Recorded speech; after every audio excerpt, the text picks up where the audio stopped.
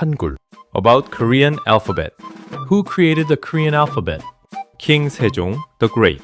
He ruled during one of the most remarkable eras of the Joseon dynasty, a time of progress in language, agriculture, science, medicine, music, and law. But Sejong wasn't remembered just for his achievements.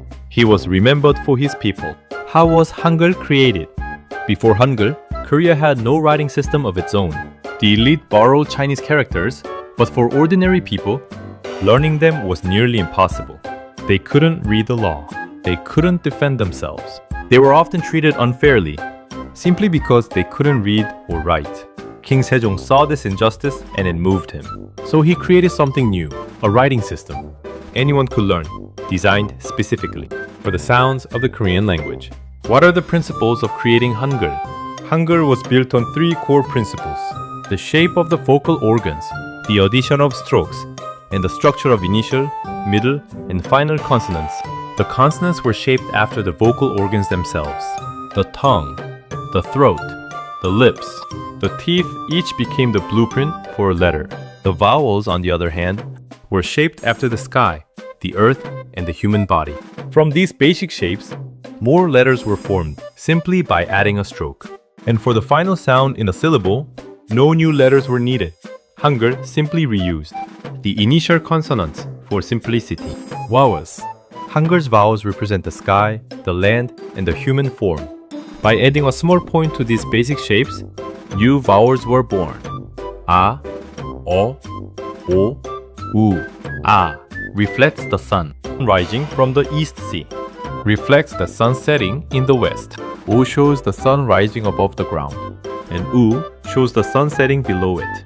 Even the vowels tell a story of the sun's journey across the sky. Consonants. The consonants were designed from the shape of the vocal organs, the throat, the tongue, the gums, the teeth. Kiok reflects the root of the tongue, blocking the throat. Niun reflects the tongue, touching the upper gums. Mium takes the shape of the lips. Chiut resembles a tooth. And ium mirrors the shape of the throat itself. By adding a stroke to these five basic consonants, stronger sounds were formed. And by doubling a letter, even more sounds emerged like 쌍기역, 쌍티귿, 쌍비읍, 쌍시읍, 쌍지읒. How are letters created?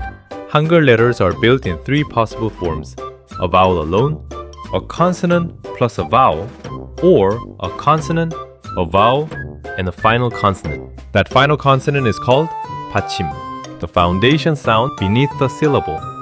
For example, 기역 plus a becomes 가, and 히읗 plus a plus 니은 becomes 한, not written as separate letters, but combined into a single block. The shape of a syllable even shifts. Depending on the vowel, some sit to the right of the consonant, others sit beneath it. A simple, logical system designed for ease of learning. How many people use Hangul? Today, around 78 million people around the world use Hangul, making Korean one of the most spoken languages on earth. It's used across South and North Korea and by Korean communities in Japan, Russia, China, and beyond, along with over 7 million overseas Koreans. Hangul also ranks among the top languages used on the internet. Thanks to the global rise of K-pop and K-dramas, more people than ever are learning to read and write it. Because Hangul is so simple to learn, nearly every Korean can read and write fluently, a literacy rate that helped fuel the nation's rapid growth. A legacy that lives on. Since its creation, Hangul has grown far beyond everyday communication, shaping literature, art, and now the digital world.